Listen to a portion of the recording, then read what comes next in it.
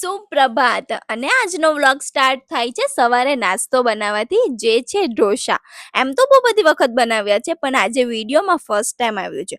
And it's looks delicious. અને સાચે જાતે બનાવેલી વસ્તુ હોય ને તે હંમેશા બધાને બહુ જ ભાવે. અને પછી હું જાઉં છું garba class. Yes, garba class ચાલુ થઈ ગયા છે. અને આ જો કેટલી મસ્ત સનલાઇટ આવે છે, એટલે વિડીયો તો લેવો જ પડે ને.